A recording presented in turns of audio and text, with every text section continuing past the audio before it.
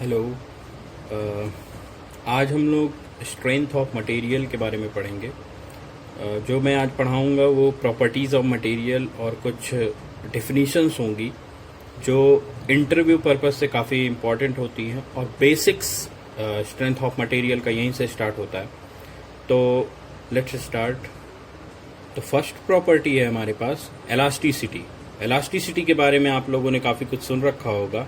तो जो डिफिनीशंस होती है इलास्टिसिटी की वो होती है, it is the property by which a material deforms under the applied load and it's enabled to return to its original position when the load is removed. Means कि अगर कोई मटेरियल है और हम इस पे कोई लोड लगाते हैं, हम मान लीजिए इसे खींचते हैं, तो एक ऐसी पोजीशन आएगी जब ये अपनी पोजीशन से या अपना शेप से डिफॉर्म होगा, बट जैसे ही हम सारे लोड हटा देते हैं ये वापस से अपनी पोजीशन को रीगेन कर ले। मीन्स परमानेंट डिफॉर्मेशन ना हो। तो इस प्रॉपर्टी को हम कहते हैं एलास्टिसिटी। मीन्स कि जो भी लोड लगता है उसके रिमूवल के बाद जो भी हमारा ऑब्जेक्ट है वो अपने पुरानी सी पोजीशन या ओरिजिनल पोजीशन को रीगेन कर लेता है लोड हटाने के बाद। तो वो जो प्रॉपर्टी कहलाती है वो होती है elasticity.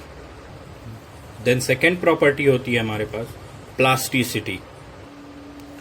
So plasticity, it is the property of the material by which it undergoes in elastic strain beyond those at the elastic limit is known as the plasticity. It is also defined as uncoverable strain. Means कि जैसे कि मैंने अभी बताया था, अगर एक कोई बॉडी है, हमने उसमें कोई लोड लगा दिया और हमने वो लोड हटाया, तो अगर वो बॉडी अपनी जो पोजीशन है या अपनी जो ओरिजिनल पोजीशन है उसको रीगेन कर पाती है तो वो इलास्टिसिटी कहलाती है। लेकिन अगर इलास्टिक लिमिट से आगे चली जाती है, बियॉन्ड द इलास्टिसिटी लिमिट, तो वो क्या करती है, लगाने पर एक दूसरी पोजीशन में आ पाती है और जब लोड हटा लिया जाता है तो इस पोजीशन को वो वापस से रीगेन नहीं कर पाती है। तो इस प्रॉपर्टी को हम कहते हैं प्लास्टिसिटी। तो प्लास्टिसिटी और इलास्टिसिटी में यही डिफरेंस होता है। जैसे आपके पास अगर कोई रबर हो और आप उस रबर को खींचते हैं, तो एक ऐसी पोजीशन आएगी जब आप खींच के छोड़ेंगे तो वापस रबर अपनी पोजीशन को गेन कर पाएगी। बट आप उसको खींचते ही जाए तो एक ऐसी कंडीशन आएगी जब रबर या स्प्रिंग इतना खिंच जाएगी कि वापस वो अपनी जो ओरिजिनल पोजीशन है उसको रीगेन नहीं कर पाएगी। तो जब वो इलास्टिक लिमिट के ऊपर चली जाएगी तो वो अपनी जो ओरिजिनल पोजीशन है उसको रीगेन नहीं कर पाएगी और वो प्लास्टिसिटी में चली जाएगी। तो ये काफ़ी बार पूछा जाता है डिफरेंसेस, तो आप एग्जाम्पल के थ्रू भी समझ सकते हैं। देन थर्ड प्रॉपर्टी हमारे पास स्ट्रेंथ। स्ट्रेंथ ऑफ मटेरियल हम पढ़ रहे हैं तो स्ट्रेंथ को जानना हमें बहुत ज़रूरी है। तो स्ट्रेंथ एक मटेरियल की जो होती है वो कहलाती है, तो this is the maximum stress that a material can take. मतलब एक मटेरियल जो मैक्सिमम स्ट्रेस ले पाती है वो उसकी स्ट्रेंथ कहलाती है। तो स्ट्रेंथ को हम ऐसे भी कह सकते हैं, this is equal to the maximum load divided by area, means P upon A।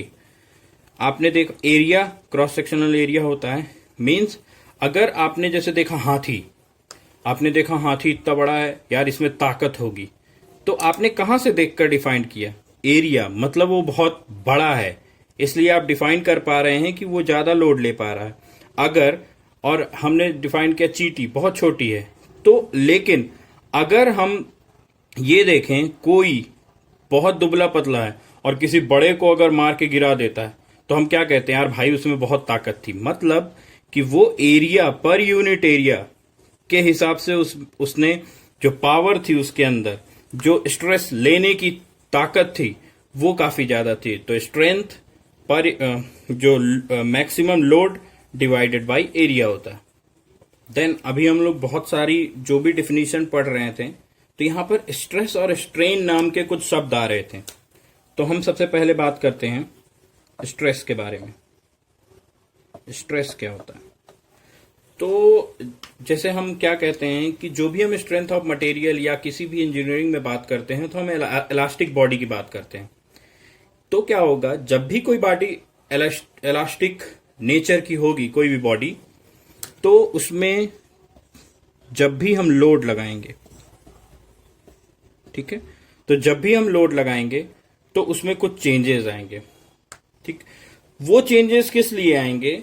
वो फोर्स एक्ट जो बॉडी पर करेगा, बॉडी सिस्टम पर करेगा, उसके हिसाब से होंगे। मतलब अगर ये डिफॉर्मेशन होगा इसमें, मान लीजिए हमने एक लोड लगाया और ये तार ऐसा कुछ हो गया, ये जो सिलेंडर है या जिसको आप ब्याग कह रहे हैं, तो लोड लगाने के बाद ये ऐसा हो गया, मतलब इसमें इसके शेप में चेंज हो गया।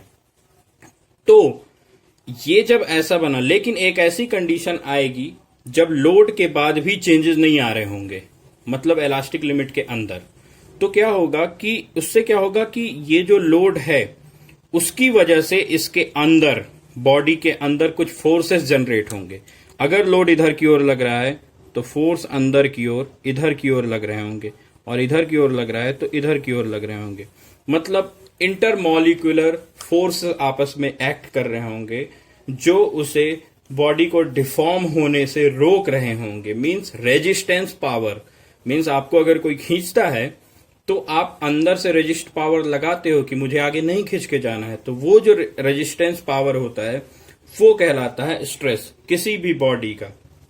तो मींस तो हमारा जो होता है, इसको हम सिंपल भाषा में कहते हैं, resistance per unit area of deformation is known as stress. Per unit area, एक यूनिट एरिया पर लग रहा होता है तो हम इसे स्ट्रेस कहते हैं। स्ट्रेस को हम से डिफाइन करते हैं, तो per unit stress force upon area, तो इसको हम इससे डिफाइन करते हैं। इसकी जो यूनिट होती है वो होती है पास्कल। मतलब पास्कल इक्वल टू न्यूटन पर मीटर स्क्वायर, ये होता है हमारा पास्कल।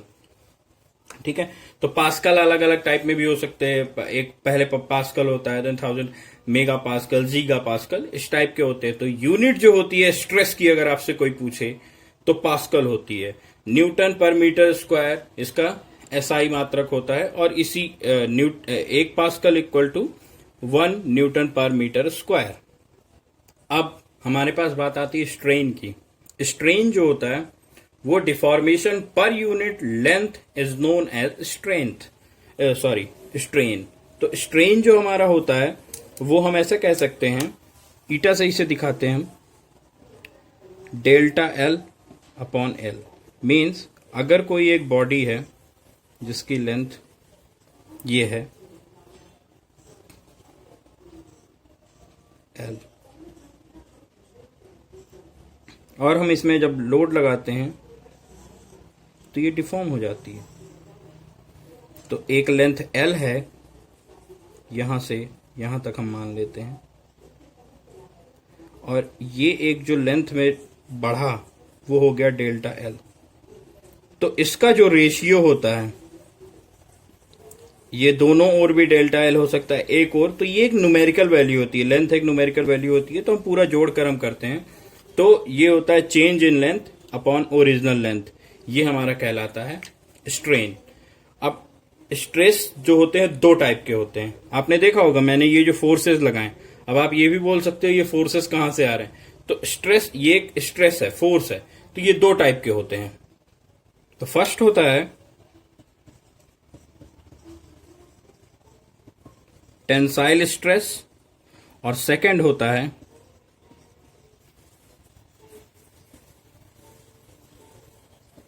Compressive stress. ठीक है, तो टेंसाइल स्ट्रेस आपको समझ में आ रहा होगा, जो अभी मैं दिखा रहा था।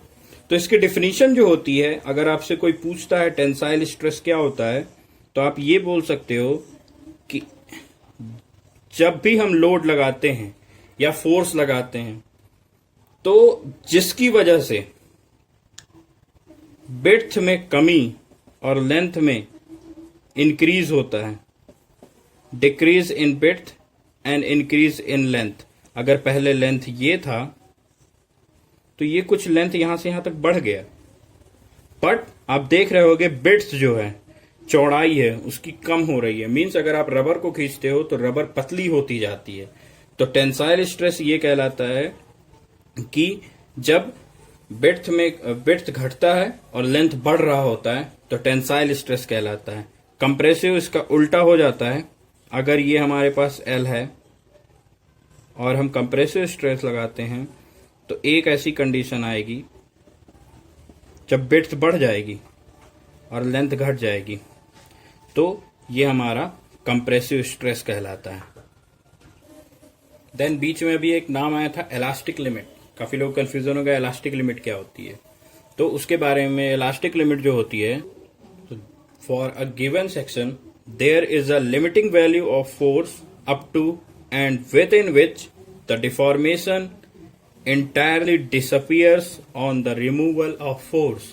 मीन्स जैसे रबर की बात मैंने की, रबर को आप जब खींचते हैं और फिर आप उसको छोड़ देते हैं तो वो ऐसी पोजीशन में आ जाता है जिससे आपको पता ही नहीं चलता कि इसको कभी खींचा भी गया हो। तो for a given section there is a limiting value of a force up to and within which the deformation entirely disappears. जिसके अंदर रहने पर जो हमारा डिफॉर्मेशन है वो डिसअपियर रहता है on the removal of force, जब फोर्स हटा लिया जाता है तो उसको कहते हैं इलास्टिक लिमिट। बट इससे आगे जैसे ही हम जाते हैं तो हमारे पास आ जाती है प्लास्टिक लिमिट।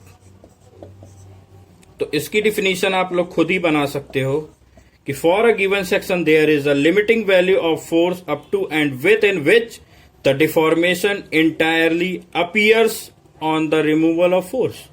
मीन्स डिसअपियर की जगह अपीयर कर दीजिए कि मतलब जब फोर्स हटा लिया जाता है तो दिखता है वो स्प्रिंग को हमने खींचा और छोड़ दिया, स्प्रिंग अपनी पोजीशन को रीगेन नहीं कर पा रही है, वो फैली सी दिख रही है, मतलब वो प्लास्टिक लिमिट में पहुंच चुकी है।